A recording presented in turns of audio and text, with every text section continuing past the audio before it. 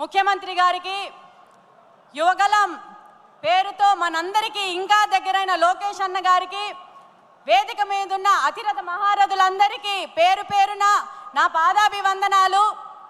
అలాగే రాష్ట్రం నలుమూలల నుంచి కడప మహానాడుకి వచ్చిన ప్రతి ఒక్కరికి పేరు పేరున కడప కోడలిగా మీ అందరికీ స్వాగతం పలుకుతున్నాను.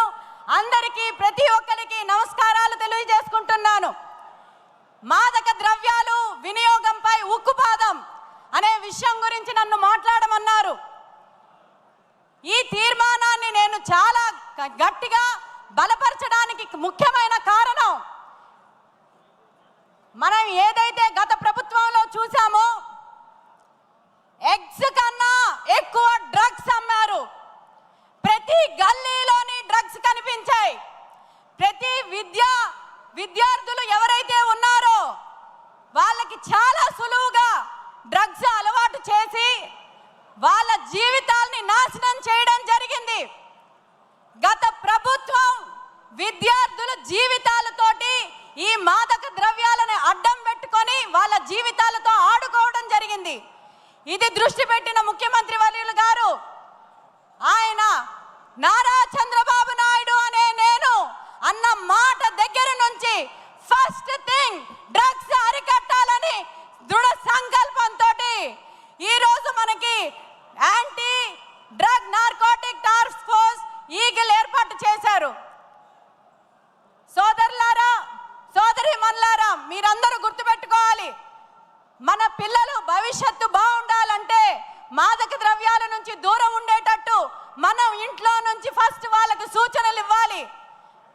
గంజాయి అనేది ఈరోజు విచ్చలవిడిగా రాష్ట్రంలో ప్రతి ఒక్క దగ్గర ఉంది.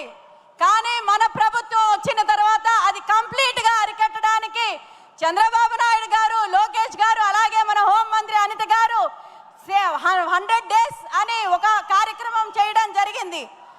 మీకు అందరికీ నేను విన్నపం చేసుకుంటున్నాను.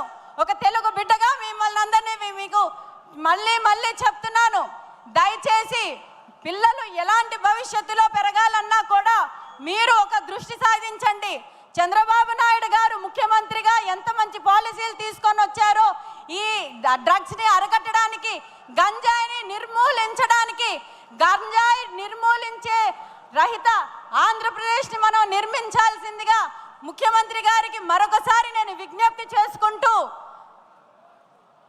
ఈ అవకాశం నాకు ఇచ్చినందుకు పేరు పేరున మీ అందరికీ ధన్యవాదాలు తెలియజేసుకుంటూ, నాకు నూతనంగా ఎమ్మెల్సీ పదవి ఇచ్చి నా మీద నమ్మకం పెట్టి నేను కౌన్సిల్లోని మన పార్టీ తరఫు నుంచి చక్కగా మాట్లాడి నిజాలు బయటికి తీసుకొని వస్తానని అవకాశం ఇచ్చినందుకు మరొకసారి మీకు కృతజ్ఞతలు తెలియజేసుకుంటూ, ఈ అవకాశం నాకు ఇచ్చినందుకు ప్రతి ఒక్కరికి ధన్యవాదాలు తెలియజేసుకుంటున్నాను.